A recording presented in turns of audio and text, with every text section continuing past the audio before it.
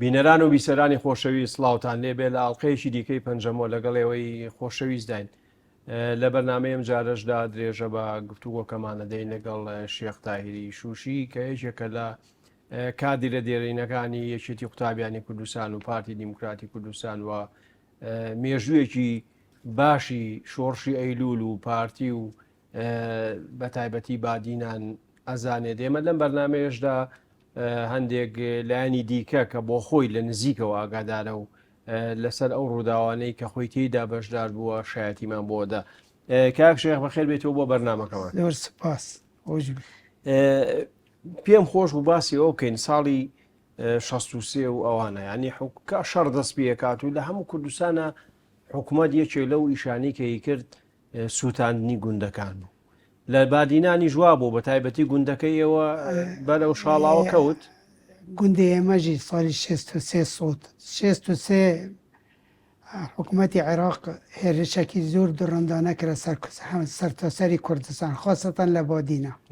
لە زاخۆ گەلی زاخۆ لە مابینی دهۆک و ئامێدی شێخان بۆ ئەترۆش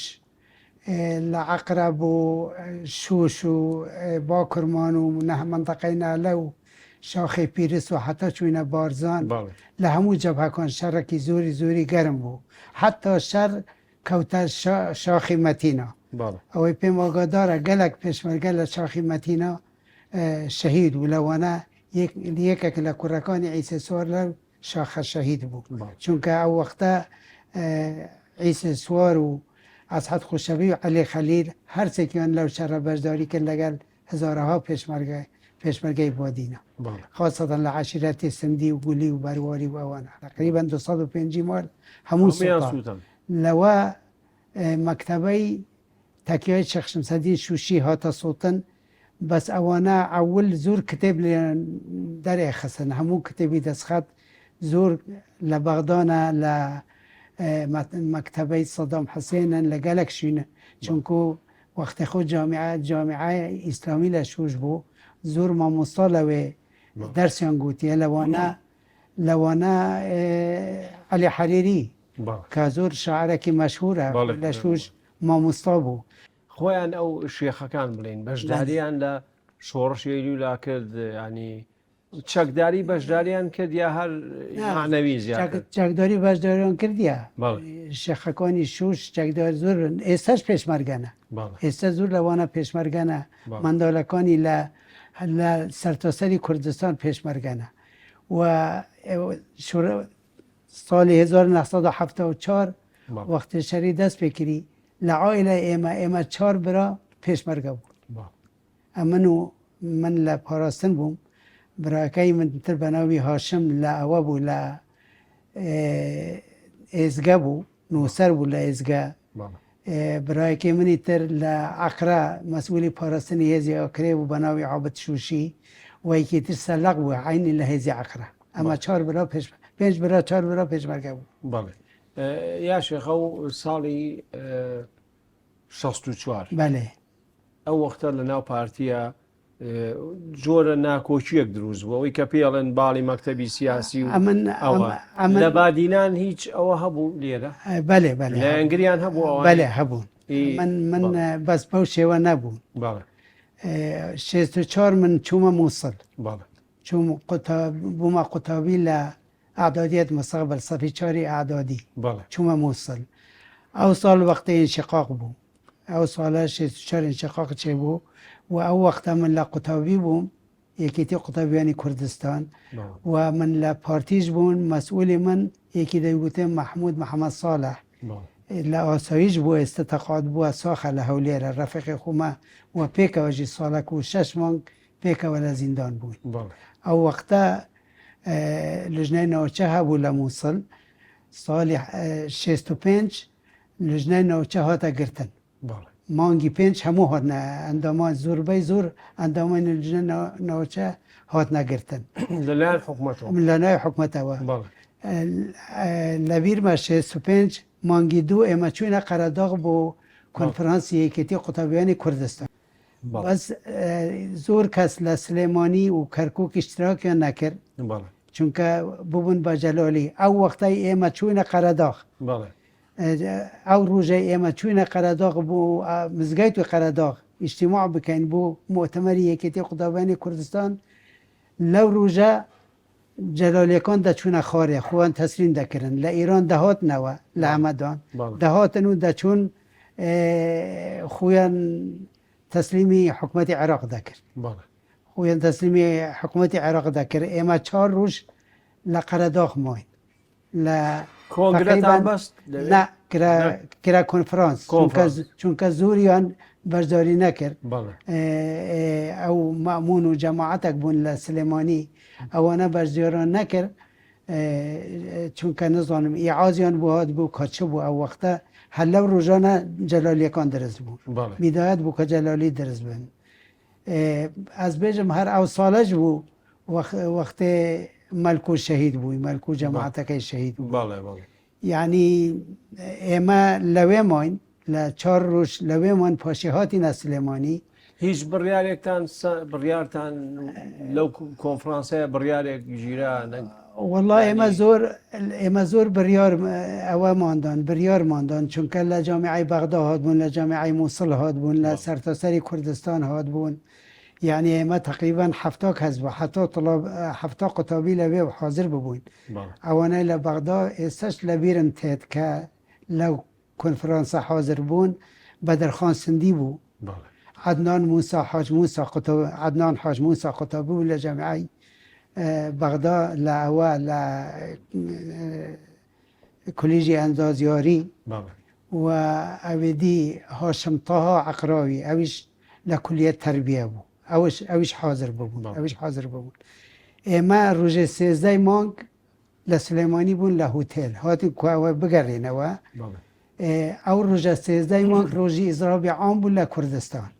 بە ئەمری بارزانی ئیزرابی عام بوو بەیاننامەیەک لەسەرەوە بوو وێرە دوو بەیاننامە دەرکەفتن جەماعەتێک لە سلێمانی بوو بەیانە گوتێ جەماعەتی نزانم ئەو وەختە وەکی جەماعەتێک بین کاژیک بەڵێ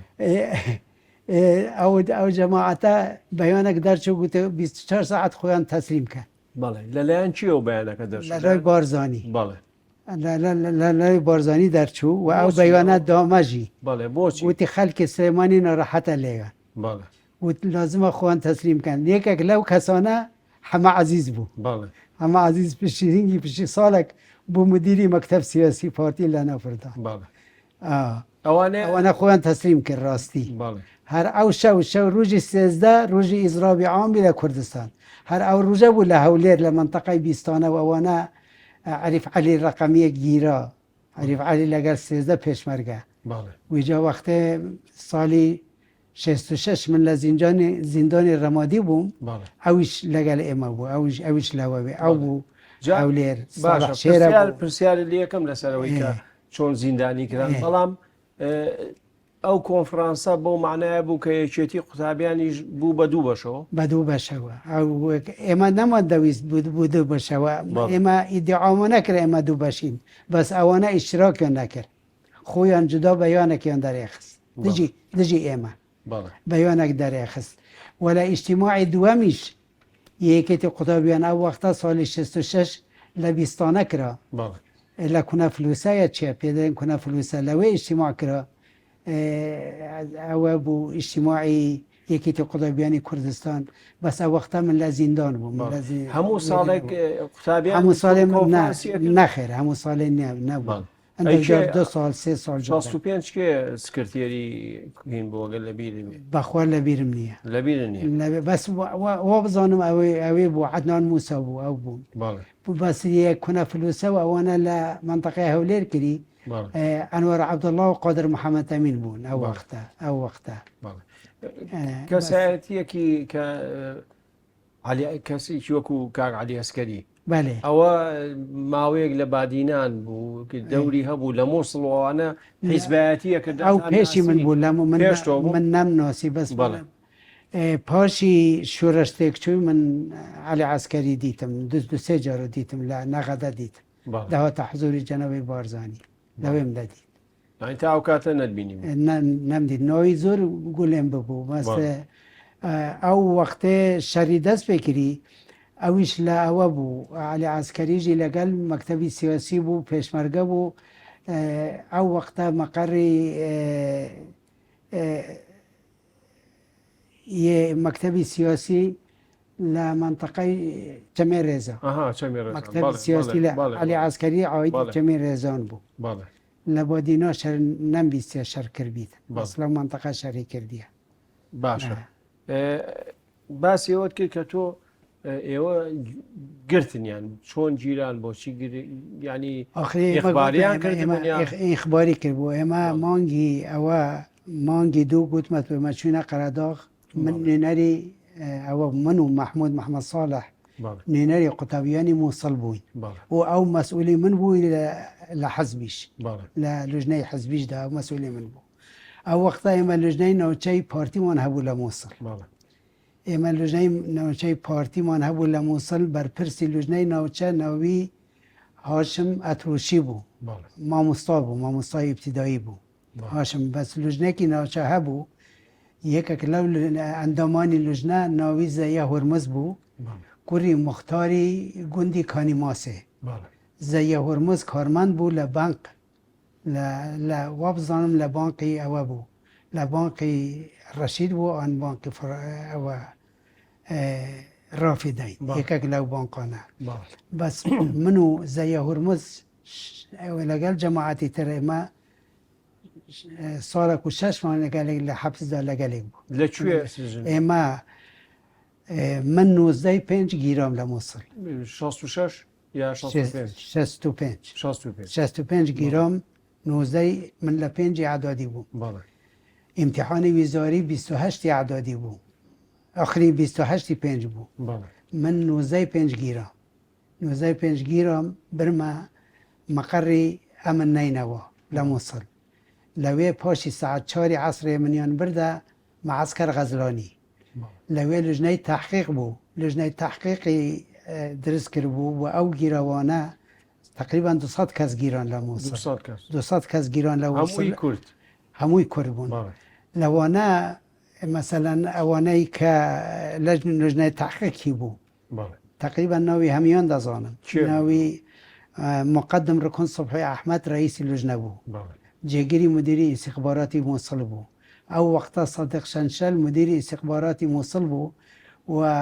تاها شەکەرچی قائد فەرقەی 4 بوو لە مووسڵ ئەو ئەوێدی فەیسەل کەشمولە حاکم تحقیق ئەمنی مووسڵ ئەویش ئەندامی لوژنە بوو وەلید ڕومی معاون ئەمن نینەوە ئەویش ئەندامی لوژنە بوو و ئەوێز عەبدوڵڵا سوڵتان ئەویش زاوەتی استخبارات بوو ئەویش ئەندامی لوژنە بوو باشە لێکۆڵینەوەی چیان لێکۆلی دەپرسین بەلێدان و بە ئەوە تعزیب زۆر مەسەلەن یەکێک لەوانە کە زۆر تعزیبیان کردی ئیسلام نێروەیی بوو ئیسلام نێروەیی عەریف شورتە بوو مەسئولی خەتی شورتە بوو لە مووسڵ 95 شورتای مەراتبی شورتە عایدی ئەو بوون هەموو پارتی بوو هەموو ئەندامی پارتی بوون ویجا وەختە ئەمر چوونە لای مدیر شورتە ئەو وەختە مدیر شورتای مووسڵ ناوی عەمید ئیسماعیل عەباوی بوو ئیسماعیل عەباوی گوتە ئەوەی ئەمن گوتە ئێوە پێش ئیسلام ببەنە سجن بینە لای من پێش ببەنە تەعقیب بینە لای من ئیسلامیان گرت برە ئەوە چونکە مەسئولی ناوچەی ئەتراف لەسەر کرد بگوتە ئەوە مەسئولی خەتی شورتەیە ئیسلامیان گرت برە لای ئیسماعیل عەباوی سکرتێرەکە چوو لای گوتە ئیسماعیل گوتە ئەوە ئەویدی هاتیە عەریف ئیسلام نێروەیی لێرەیە گوتێ با بێتە ژوور وڵا ئیسلام چوو ژوور ئیسماعیل عەباوی تەحیە بوو کرد یەک تەحیە بوو ئەوەی کرد بۆ ئیسلامی ئیسماعیلی گوتێ عەفو سەیدی گوتێ عەفو سەیدی چییە گوتی بابا تۆ سەیدێ منی گوتێ ئبنی گوتە شوێن گەدەرت چۆن شیای 95 شورتە المەراتب لە ناو جەرگی مووسڵ لبن ميزي من أتو تنظيم كي بكي بارتي قلت أتو لمن قبرتري قلت إيسا من لو دائرة دربشم قلت إيك سلام لمن ناكت قلت أتو نوطو بيش كاسي مخلصة هيا حزكي صبيني بكشتنم دادي قلت أتو لازم تحية بوتو بكي بس قلت هرا بيوبا نترسه وجا براسي أو عائلة اسمها العباوي زور علاقتها بلقى جنابي عائلة بارزاني وقت نفي لوي زمان الشيخ بابو أوانا وقت نفي لوي وابزانم خاني بو درس كربون أوانا كربون زوري ورمتيان دادان وجا نوع عطفك هبي لقى كرد بس أو اسمه أو إسلام نروية 13 روز لتعذيب ما اعتراف لسر ايكيش نكر 13 روز لتعذيب ما لده دا من اوانا ببطل دا زانم يك اوان نروي اسلام نروي اوي تر محمد اوي دير محمود محمد صالح اوي مسؤول خطيئة ما براسي اوانا بقرمان دا زانم يعني او هند تعذيبو هند ليدانو هند عذابيان خار هيج اعترافو باشا هم خلقت شون بيكو جيران اعتراف اول لجنه نوچه نه لجنه نوچه اعتراف لسر همیان کرد زور ما زور موصل 400 يعني 4000 حزبی تعداد بود ساتیان کرد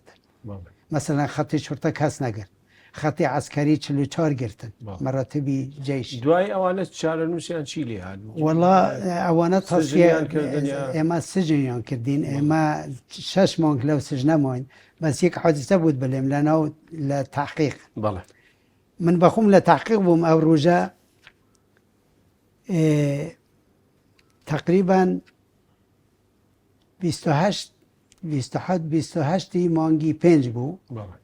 او فیصل کشمول حاکم تحقیق امن بو و اندامی لجنه بو بانگی کرد اما برام لیره رو وستان لجنه لو برایه فیصل هستا قصه کرد قلت بانجي صبحي غير قلت صبحي قلت مقدم صبحي قلت بلى قلت منو جايب قلت هاي الشهر اني قاعد هنا قلت وهيك مانجا من الرون اجتماع همو كناسة شرطية طلبية فقيرة داينا ليرة هو تش تحقيق او تشقرتنا او زندانية قنهنية ما او خالك او الرجا كينا قنبلك تقوان ديانا يكا كشتيانا او كرديا اما بو او هندا قدر راملاتي بكين قلت الصبحي من حقيقتك تبيد دليم من استقالم دوا استقاله خونويسية تقديمي تو بكم بس پیش استقاله ما بيتي قصة بليم و پاشي استقاله كم باتو بدا قلت هيج عربك نية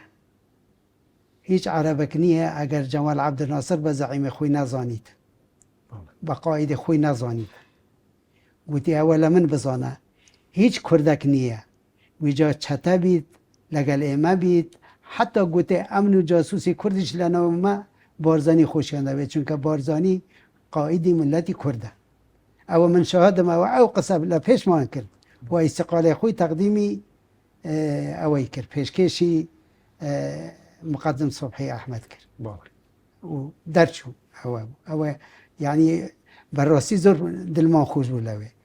ويجا ايما دوسات لموصل لو قاعة دابين لقاعة كاني كتيبة هندسة زور لزاخو ينابون زور لآمدي ايما تقريبا 400 كسبون وضع من زور خراب وزور نخوشيش بون هل لموصل غير عند معسكر غزلاني 6 مانگ لبه بوين حتى مانگي 12 مانگي 12 ايما نقل ايما گواستين و بو زنداني گورا زنداني موصلي گورا ايما لويجي تقريبا 3 مانگ ماين باشي ايما نقل كرين بو 36 كس لو مجموعة موصل ايما 36 كس نقل كرين بو او بو سجن تسفيراتي بغداد لويج بو سجن الرمادي وقت ايما چوين الرمادي سجن الرمادي زور كردي تداو شيوعي تداو وير زور خلقي هوليرم دي تخلقي كركوكم دن مثلا آزاد احمد براي طارق احمد للاين بو لزنداني الرمادي لا ليرة لهولير صالح شيرة لقالم بو صالح شيرة و احمد سوربشي وجماعتك وعريف علي 13 پێشمەرگەکانی ئەوش لەگەڵ ئێمە تقریبان 400 کەس لەوێ بوو. ئەو کاتە لە سێدارەدان وشت نەبوو بەس ئێمە 2 تەموز 66 برینە بەغدا لە بەغدا بۆ کەرکووک برینە کەرکووک ئەوێ مرکزێک هەبی تەوقیفێک هەبی لە بن قەلعە لە کاتی خۆی طویلخانەی دەوڵەتی عوسمانی بوو هەست بوو دەوەرخانە و ئەوانە طویلخانە بوو کردبێ تەوقیف ئێمە 700 کەس بەقەدار ئەو خانیە بوو 700 کەس تێدا بوو ئێمە على ئەساس ڕۆژی 16 تەموز بەرامبەری حاکمی ئەمن دەولەی کەرکووک حاضر بی محاکمە بوو محاکمە بەس 14 تەموز ئەو وەختە ناجی طالب ڕئیس وزرا بوو بە موجبی اتفاقی 29 حوزەیران کە لە بارزانانی کرا بوو ئێمە بەیانی عەفو عامدا ئێمە نەبرینە محکەمە ئێمە جارەکە دیبرینە ڕەمادی پاشی 2 مانگ ئێمە لەوێ برینە عەقرە و لەوێ دەرچووم بەس بوو ئەوە پێت دەڵێم ئەو وەختە هەندێک معلوماتمان هەبوو حتا ئیزاعی بەغداد جارێکی گوت بوو 27000 کورد لە حەبس دەرچوون بە موجبی ئەو بە ئەو ئیتیفاق 27000 لە سلێمانی لە نوگرە سەلمان لە بەسرا لە حەلە لە دێوانێ لە هەموو سژنەکانی عێراق ئێمە دەرچوون من نهایەتی مانگی 10 لە حەبس دەرچوون بەس ئەوانەی کە لە زیندان بەرە بوون جارێکی تر دەستانە کردەوە بە چالاکی و خەبات من 66 دەست بە پارتەواتی کردم 66 ئەو وەختە برادەرەکەمان هەبوو مستەفا خۆخێ مەسئولی لژنەی ناوچە بوو ناوچەی پارتی بوو خەلکی ئێستا لە سوێدا وەختی خۆگەل لە پارەسریش لەگەلێک بووم بەس ئەو لە مووسڵ ئەوی ئیتیساڵ بە من کرد و من نهایەتی 66 آخری 67 چوومە ئەعدادی چوومە ئەعدادی دەست بە خوێندنم کرد و من بوومە ئەندامی لژنەی ناوچەی پارتی لە ئەوە گوتی حەزەکەن بێ چونکە ئەتوو ئاعترافت نەکردیە لەسەر کەسێ ئەتوو سابقەکی باشت هەیە حەزەکەن بین لەگەل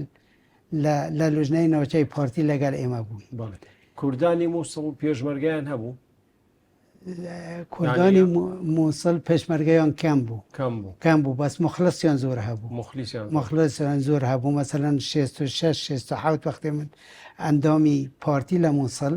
گوتمەتۆ ئەو زەیە هورمزە گەلێک ئینسانێکی مخلص بوو عەلی گوران لەگەل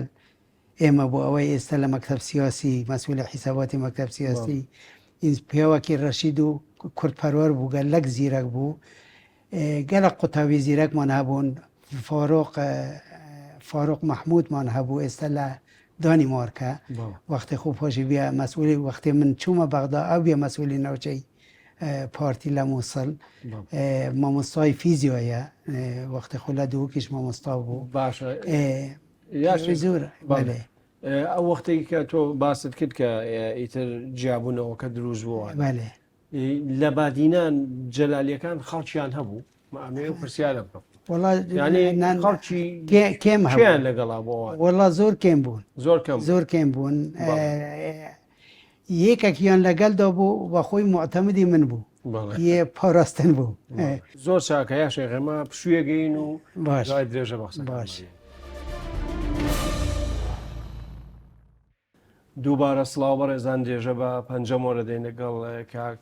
شێخ تاهیر شوشی کاک شێخ ساڵی 67 بە تایبەتی لە مووسڵ قوتابیان چالاکن پارتی وردە چالاکی گەوراکە دەوری ژنان و کچانی کورد لە ناو قوتابیان و لە ناو پارتیا چی بوو؟ هەمیشە دەوریان هەبوو نەبەس لە ناو شارەکان نە لە ناو ڕێزەکانی یەکێتی قوتابیان و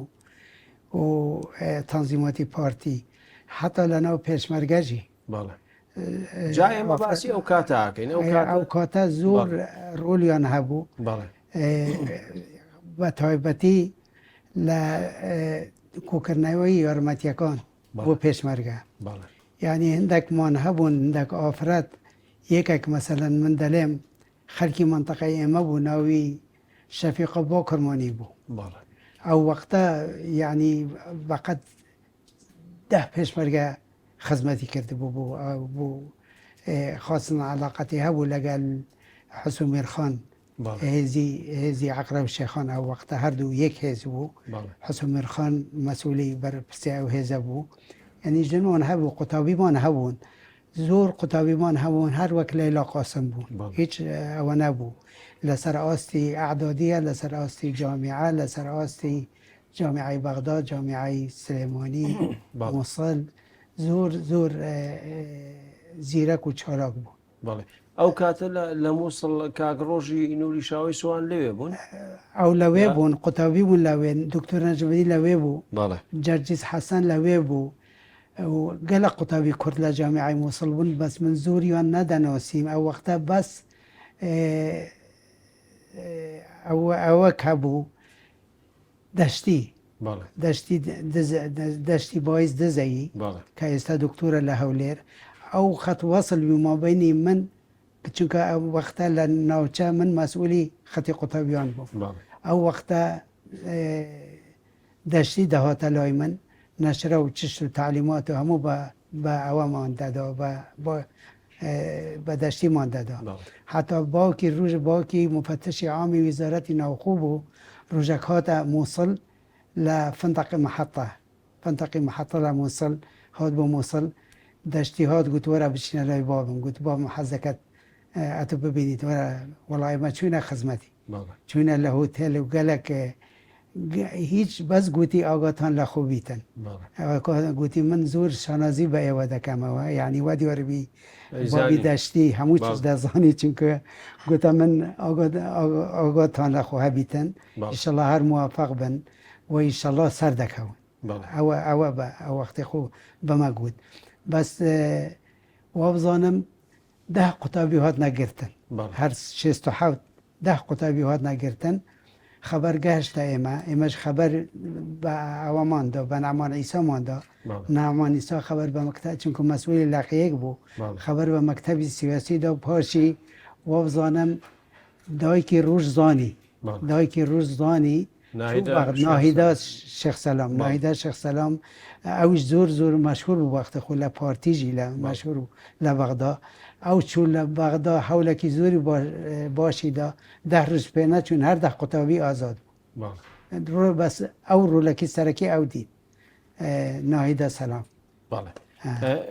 کودەتای باسیەکان ساڵی 68 بەڵێ ئەوە دووەم جارە ئەوانێنەوە سەر حکوم ئێتر ساڵی 68 شەوی کودەتا من لە قیتار بوو من و برادەرەکەم ناوی ئەویدی یونس عەبدولعەزیز ئێستا لە هۆلەندایە ساخە لە هۆلەندا ئەمن و ئەو لە ناو قیتار بوون چوینە کەڕادەت مریان و مەحەتە بەیانی ساعت 8 بەیانی لە قیتار هاتینە خوار منع تەجەول بوو ئێمە بەس زیلێکی عەسکەری برینە شارع ڕەشی ئەمە شارەزا نەبوون لە بەغدا چوبوون ئەوراقمان تەقدیم کرد بۆ قبولی مەرکەزی 5 ئەعدادیمان تەواو کرد چوبین تەقدیمی قبول مەرکەزیمان کرد لە بەغدا چونکە یەک مەرکەزی بوو هەموو جامیعاتی عێراق وەڵا ئێمە بە زیلێکی عەسکەری برینە فندق ئەربیل لە شارع ڕەشی چوینە وێرێ تقریبا 2 ڕۆژ لەوێمان پاشی منع تەجاوز ڕابوو چوینە جامیعە ئەوراقمان تەقدیم کرد و گەڕانەوە بۆ مووسڵ 68 من مەسئولی ناوچە بووم هەر 4 مانگ جارێک دەچوومە لەق ئیجتیماعم دەکرد لە گەل جەماعەتی کارگێری لەق لە گەلناسکێ کە ئەوێدی نەعمان عیسا ئەوی منین ئەوی کرد تەشجیع کرد و لازمە بچی بخوێنی گوتی حەزباتی لە بەغداژی هەیە گوتە من لازمە بچی خوێندن تەواو بکەی یعنی لەسەر ئەمری ئەو من چوومە بەغدا تەقدیمی جامیعەم کرد و بمە قوتابی لە بەغدا لە کاتی باسیەکانە عەبدوڵڕەزاق نایب بوو بە سەرۆگۆ ویجا بوو نەخێر لە باسی نەبوو مویلەکەی عەبدوڵڕەزاق نایب وەزانم پتر مستەقل بوو بە سەر بە قەومین العەرەب بوو ئەمە یەک چونکە وەختە عەسکەری نەدەبوونە حەزبی بس ميولكي ناصري هابون ومعاون مديري استخبارات عسكري بو وبعثيكان زور وعود پیدا بو وبعثيكان وقوميكان زور وعودي پیدا بو لكن الرئيس وزراء همو تشي دكي بس وقت كرديان كرا رئيس وزراء بس هي تموز اخسنا وطيارات هنارتا دروا هر وقت عبد الرحمن عارف اخذي انقلاب لسري كريا وشيخ طيارات وهنارتا اسطنبول بس هيك اوابل وقت طياري عبد السلام عارف كفتي اما لزنداني اوابون لزنداني رمادي بون مانجي چار بو وقت طياري كفتي لا ولا هليكوبتر كيسوطا لا قرنا هليكوبتر كيسوطا او وقتا روجي كوتني طيارة كا اما دنگي كردستان مان کرد بابا مهات سالي 66 كو بچتا حج قافله لوير راوستان بابا مدد قاهات لايمن لناو زندان و راديو كي ترانسستر بو من اينا بيجا اما دنگي كردستان مان دكراوا او وقتا او روجي طياري عبد السلام كوتي او عصره ساعت 4 دنگي كردستان ايش كر اما لرمادي مان ورده کرد والله الشرطه هات نجور اما طوق كر قلت اول راديو كيا قلت والله الراديو منه قلت ورا والله من ينبر وير لازم او ممنوعه لا يك مونك لازم بنا رياضه قسمي رياضه وحفته جلدش لي بده والله من ينبر برا لاي مدير من ينبر لاي مدير قلت من تو كردي من قلت بله قلت او راديو كت اینا قلت لبیرتت وقت اتو اجازه ده بابام بیت لای من پیشی بجتا حاج قلت من قلت والله بابام بابن اینا من نمزاني ممنوعه قلت چون نزاني قلت والله من نزاني ممنوعه نکو چون هوا قلت قينو كتن اخباري كردستان چونه قلت من بيجي قلت والله از بيجم زور باشه كيف كردستان قلت شون كيف قلت عبد السلام الصوت قلت قلت جاي جهنم بيت قلت من مش كردم قلت من تو كردي قلت من قلت والله باقو قلت من زور باشه ما دام تو كردي الحمد لله قلت من كرد مو خلقي كويمه من نقيبم منيش وقتو زندانه من يان العسكري دي رخصيه كريا مدير السجنيه بس هيك قلت من خیال خود راحت کرد هیچ نیه هیچ استدت نرمه و والله گازی عریفه کی کرد گوته هر را ببش جگای هیچ کسیش قصه لگل نکرد گوته من الحمدلله رزگاره بو پوشی کردک بو من رزگاری کرد بله اگر باسی ناو بەغا بکەین وەزعی کوردەکانی بەغا چۆن بوو کاتێک ئێوە 69 بە تایبەتی کە ئێوە لەوێ بوون ئەو کاتە باڵی جەلانیەکان لێ بوو ڕۆژنامەی نور دەرەچوو ڕۆژنامەی ڕزگاری دەرەچوو ینی وەزعی بەغدا زۆر ناخۆش بوو وەزعی ئێمە ناخۆش بوو عارف تایفور مەسئولی ئێمە بوو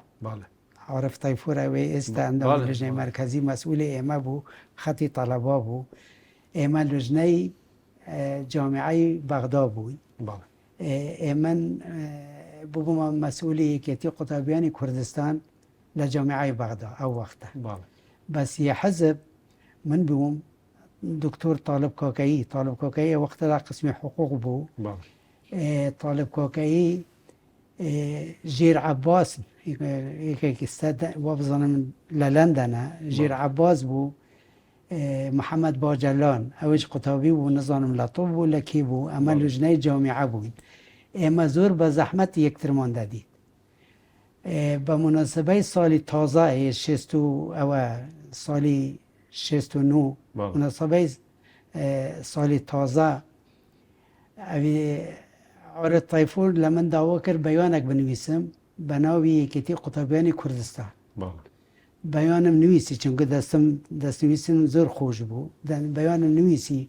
منو دکتر طالب کۆکەی هر دوکمان نویسی حاضر مان کرد 16 آن 17 روز شو حتی اوا مان دید عارف طیفور ماندید بله که او بیان تسلیم کنی موافقت بکرد بوای نشر بکن همو به دست من بله دنویسی نشر بکن و من گفت بابا او 16 روزه گفتم من طاهر آخری تو تسانی دنیا او جلال یکان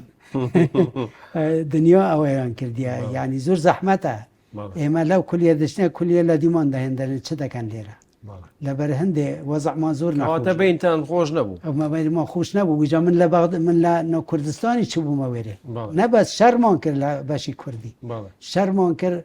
و جلالی کان 10 جلالی به اسعاف بر نخسته خانه بله شرکی گوره مان کرد لوی عمیدی کلیه هات تلفونی اوای کرد تلفونی شرطه کرد امن کرد شرطه گوتی پیشمرگه هیرشان کردی سر قسمی کردی جامعه کلیه آدا بله او هنده او وقتی ادریس آویش پاشی بو بیان 11 آذر هاتینا بغداد صالح یوسفی و ادریس آوانا گوتی بس ما دوید قطابیانه قسمی کردی ببینی که بله هاد نلایمه او دکتر محمود بله مسعود و دکتر محمود جنابی سروک و دکتر محمود هاتن دکتر محمود کلمه کیجی خوند بله پاشی دوای هەفتە یعنی دوای بیان دوای 11 بله، آذر بله. بیان 11 آذر بله ویجا آخری است باسی سالی 69 دکم کشول لموصل جاره که دیهاتن من بگرن بله مانگی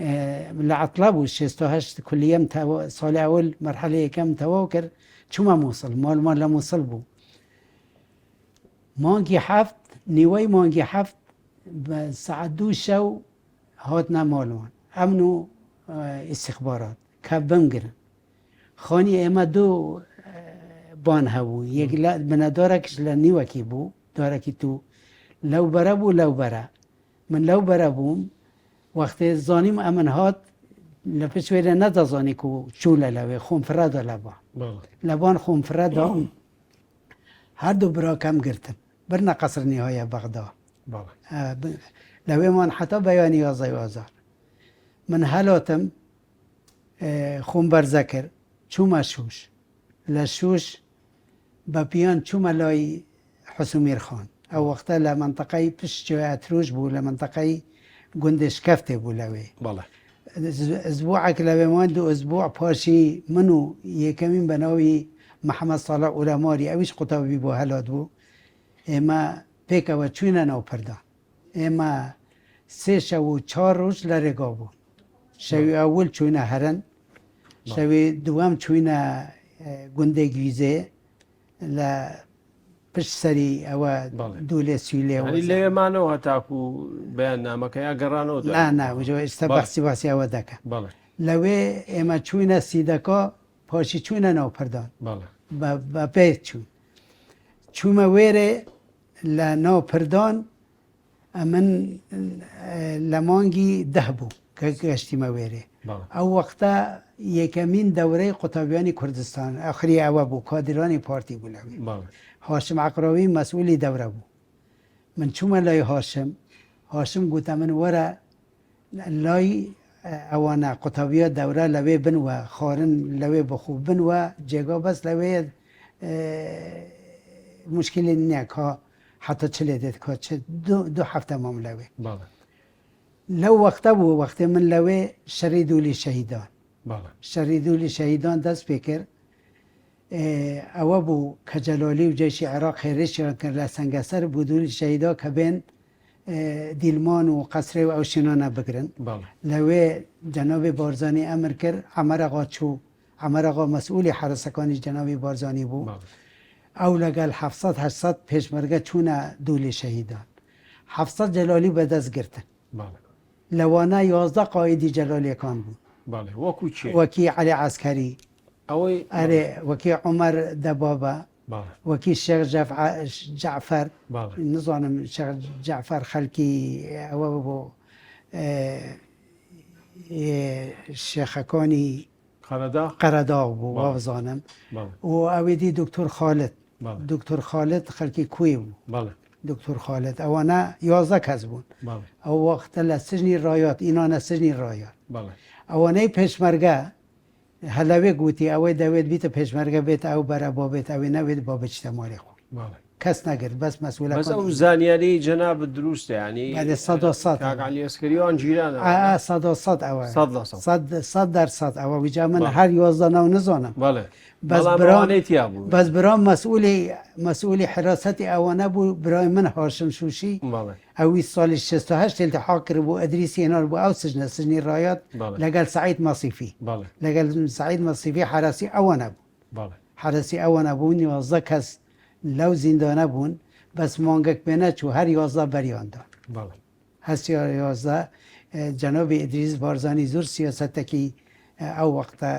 سیاسەتێکی تایبەت بەکارینەوە اختیاریان دایە بەڕاستی زۆر یعنی بەس پێشمەرگەکەیان کەسیان نەگرت کەسیان نەگرت بەڵێ لەوێ هەر من لەوێ بووم لە مانگی 10 حکوومەتی عێراق نامەکی هێنارد بۆ جەنابی بارزانی ئەو وەختە سەدام حوسێن و مرتەزا و ئەوانە نامەیەکی هێناردا قادر محەممەد ئەمین و ئەنوەر عەبدوڵڵا کە هەردوو بەرپرسەکانی یەکێتی قوتابیانی کوردستان ئەو هاتنە ناوپردان لەگەل ئاملیوای ڕەواندز نامەی قیادای قوتری چگمەرزکە تەورە نەزامەیە کێ بوو بۆ جەنابی بارزانی ئینە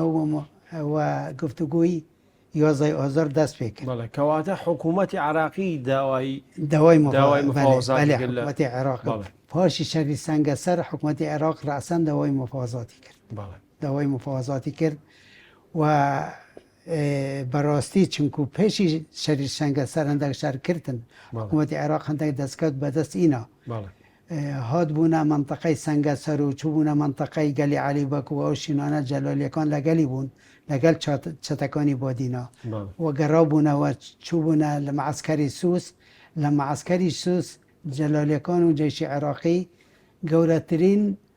حەفلەی ڕاقیسە لەوێ دروست کرد بوو ڕاقیسە حتا لە مسر ئینە بوونە وێری خۆیان ئامادە دەکرد کە ئەنەما شۆرەشی کوردی تەوا و دەچن دوولی شەهیدان دەگرن دەچن ناو پردان و قەسری و حتا حاجی عومران دەچن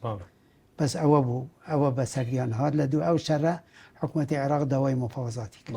کەواتە لە مانگی دەی ساڵی 69 داواکراوە بەێ من لەوێ بووم من لە ناو پردان بووم پاشی ئەدریس جەنابی ئەدریس گوتە هاشمی وتی بۆ بچیتن کولیە بخوێنیت چونکە ئێمە ئەبا دەست بە مفاوضات دەکەین بۆ کولیە خلاص کات پاش بێتن بۆ بچیتن و گوتە ئەوە هنگی گوتە ئەنوەر و قادر گوتی ئەوەش ڕەفیقی خوتانە لەگەڵ خوتان ببەنە بەغدا ئەمریگرتنی شهادبوو لە سەرم و لە قیادەت قووەت مەیدان لە کەرکووک کە بێمەگرتن بەسە بوو هەلاتم نامەگرتن چوونە ئەوە چوونە پێکەوە چوونە بەغدا و چوومە کولیە ئەوها بوو وە بەیانی 11 ئازار وەختێ بەیانی 11 ئازار دای شەوی بەیانی 11 ئازار ئێمە نەنووستی ئێمە بەیانی 11 ئازار لەگەل برادەرەکانمان لە یەکێتی قوتابیانی کوردستان لەگەل دکتۆر طالب و ئەوانە لافیتەمان دەنووسین چونکە مەسیرە دەست پێ کرد و ساڵحی سەبی بە من گوت مادەم تو بە مەسئولی یەکێتی قوتابیانی کوردستانی وت لازمە توژی لە مەسیرە لەگەلمان داوی لە مەیدان حتا چوونە سەحەت تەحریر من لەگەل لە پێشی مەسیرە ساڵی هەفتە پشتی بەیانی 11 ئازار فەرات عەونی ئێمە هاتینە کۆنفرانسی پارتی مؤتەمەری یەکێتی قوتابیانی کوردستان لە ناوپەردا لەوێ تعارفم لەگەل فەرات عەونی کرد بەس وەختێ گەڕانەوە بەغدا فەرات عەونی زۆر دۆستم بوو ئێستاش دۆستی ڕەفیقەی زۆری نزیکی منە شیوعەکان هیچ دەورێکیان نەبوو شیوعەکان دەورێن نەبی و جەلالیەکانیش دەورێن نەبی دەوریان نەبوو نە ئەو وەختە شیوعیەکان زۆر زەدەی ئەوە بوون زۆر زەدەی سەدام بوون و زۆر خۆیان لە مە نێزیک کرد لە ئەوە لە بوتو حادیسەك بڵێم حادیسەی 67 سەدام هات بووە لە مەسر گەڕا بووە عێراق و و چوو تقدیمی ئەوە کردبوو زمانی عەبدوڕەحمان عۆمەر بوو تقدیمی کولیەی حقوق کردبوو کولیەی حقوق دەستپێکی خوندن 68 بەعسیەکان مەسئولی شیوعیەکان کوشت لە کولیەی ئیدارە و اقتصاد لە جامیعەی بەغدا کوشتیە ڕۆژی دووەم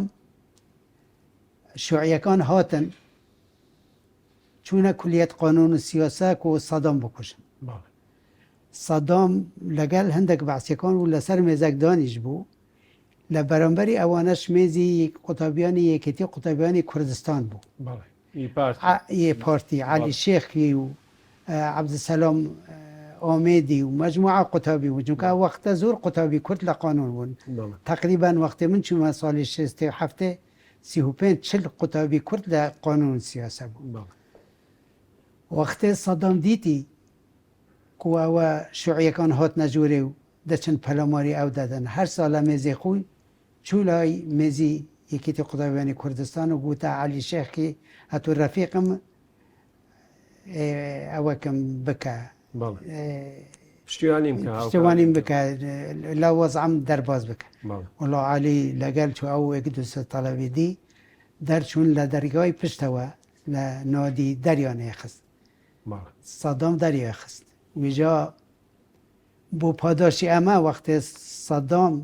بیا ئەوێدی نایب ڕئیس مجلس قیادەت هەورە ئەوانە عەلی شێقی زۆر لە خۆ نێزی کرد ئەو عەبدوسەلام ئامێدی زۆر لە خۆ نێزی کرد خۆ لە خۆ نێزیکردن و حەزبێک بۆ کردەوە حەزب الئیشتراکی الثەوری الکوردی بۆ ئەوە نەبوو بەلکی احتیمالە ناویەوە گولەی بیت وەختێ ئەو جویەکان ساڵی 69 وەختێ ئەوە 69 هەفتا وەختێ لە بەسڕا گرتن 17 کەس ئینانە بەغدا هەموو لە هەر عەموودێکی ساحەت تەحریر جەنازەکی پێوە کرد و مزاهرە بوو خەڵک بە ئەوە بە کێر و بە ئەوانە لەو جەنازەیاندەدا 17 جەنازە بوون کێ بوون ئەوانە یەهودی بوون لە بەسڕا گرت بوون یەهودی بوون ویجا ترۆمپێلی یەکێک لە مەسئولی ئەو یەهودیەکان ناوی حسقیل بوو ترۆمپێلی ئەو حسقیلە بە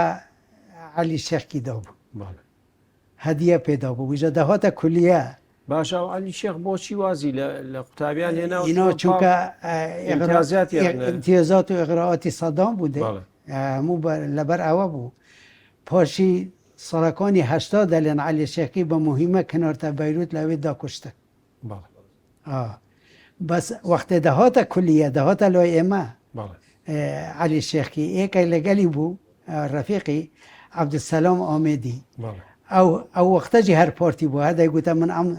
جوینی پێدەدا دەیگوت ئەوە ئێمە توشکرینە ئێمە ئێستا خزمەتکاری سەدامی زۆر باشە یا شێخ ئێمە لێرە کۆتایی بە مەڵقەی بەرنامەکەمانێ نین باش لە ئەڵقەی داهاتوودا باسی شتە گرنگەکانی تۆ دیارەمانەش گرنگ بوون بەڵام تۆ کۆمەڵێک مهمەی ترتان هەبوو بە تایبەتیش لە ناو پاراستنە ئێمە لە ئەڵقەی داهاتوودا باسی شتان ناکەین بینەران و بیسەرانی خۆشەویست بەم شێوەیەتی نەکۆتای ئەڵقەی ئەم جارەمان پێکەوە ڕۆمەی ئەڵقەی داهاتوو دەبینین و بەخواتان دەسپێرم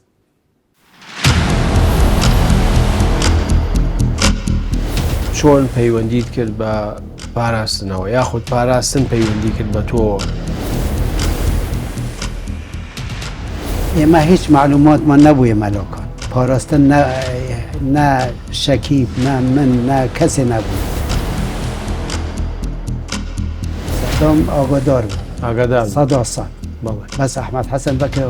ئاگادار نەبوو عەبدولموراد مەسئولی یەکێتی قوتابیانی کوردستان بوو عارف تەیفوش مەسئولی